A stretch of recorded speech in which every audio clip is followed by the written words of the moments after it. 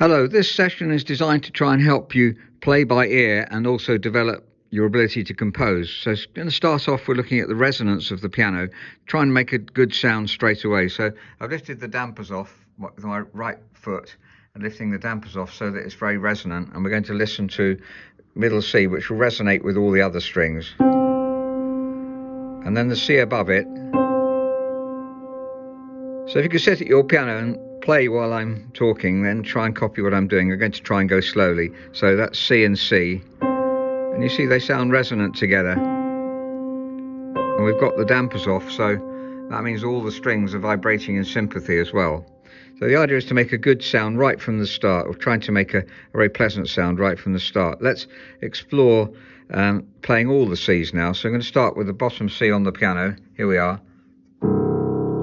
This is a particularly resonant piano. I had this in my home for a while and I'm really impressed with the resonance of it.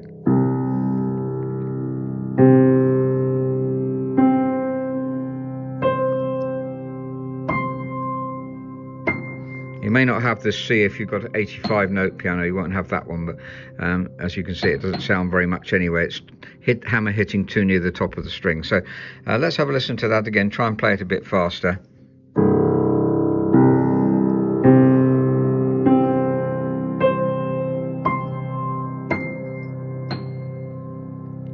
And just let it linger. While it's lingering, all the strings are vibrating, and you make a very pleasant sound. Of course, you have to have a pleasant sounding piano. We'll try it on a modern piano just to compare the sound.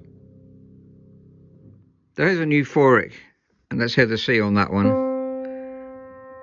And the octave C, I've lifted the dampers off, and let's go through the octaves on this one. Very resonant bottom C.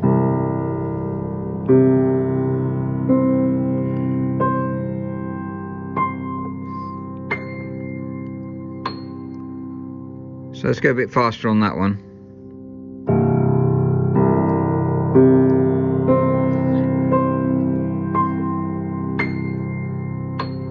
Of course, the piano has to be in tune, or roughly in tune, to get a really pleasant sound out of it. These have just been tuned, or nearly in tune. We're obviously going to tune them again, fine tune them when they go out, but give you some idea of the resonance of the piano. It's a different sound really, a modern piano and an older piano. This is a plainer sound. We'll just compare that with the Blüthner.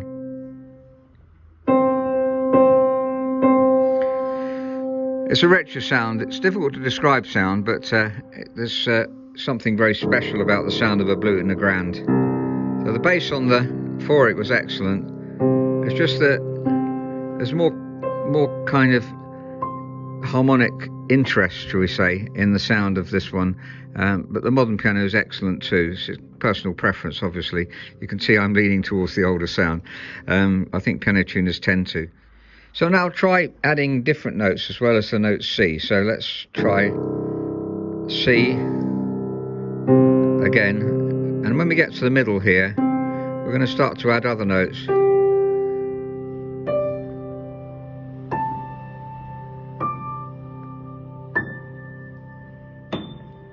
You notice if you're a musician, you'll notice I didn't play the chord of C, which is here, straight away. The idea, I want to try and get you thinking and composing your own sounds, as it were, and that's the bedrock of composing, really, listening and deciding what you like. Let's have a listen to another combination.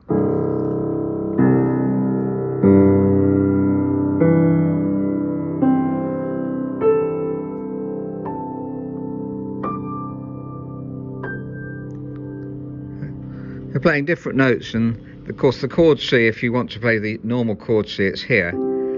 If you listen to our previous video about the cycle of fifths and chord wheel, then it explains a lot more about the relationship between all the keys. But I want to concentrate now on the resonance of the piano and producing a really nice tone, so that you're really pleased with what you're producing, basically.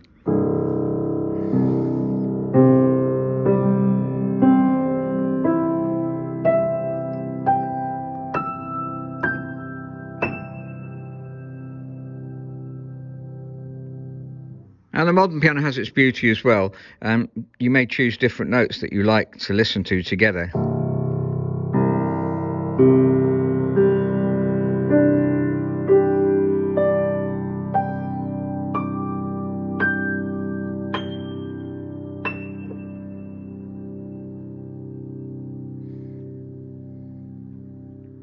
Now, I've used all the white notes there, but don't be frightened of the black notes.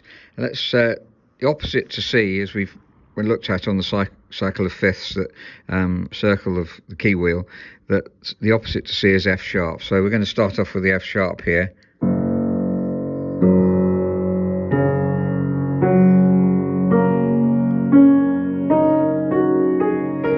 Now, I'm deliberately playing all of the black notes because it's what we call a pentatonic scale. The other scale was is actually ditonic. Don't worry about terms for the moment. But you can get a beautiful sound with a pentatonic scale. Some civilizations and some countries, you'll find mostly the pentatonic used. And you can play the pentatonic scale and play all the black notes and they'll sound nice. And in fact, there are tunes that are pentatonic. See if you can recognize these ones.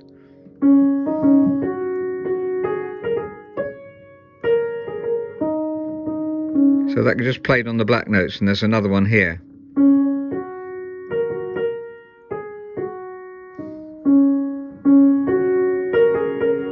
Sorry, I played a wrong note there, but I think you know what it should be. I make mistakes all the time, so let's listen to the resonance of this pentatonic.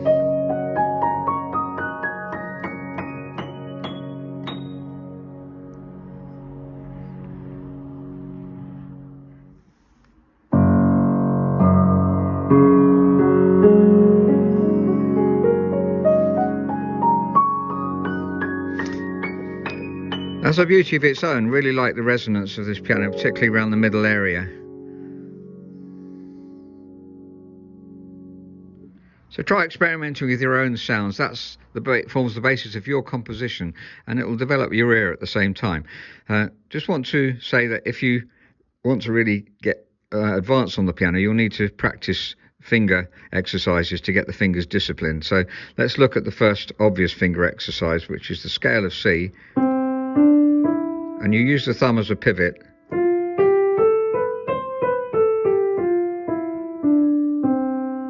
And then you're going to have to do the same with the left hand.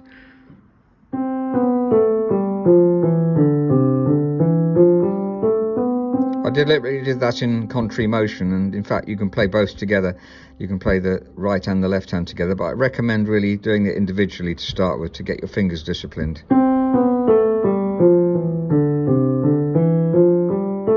The idea here is to keep the fingers close to the keys and lift them right up.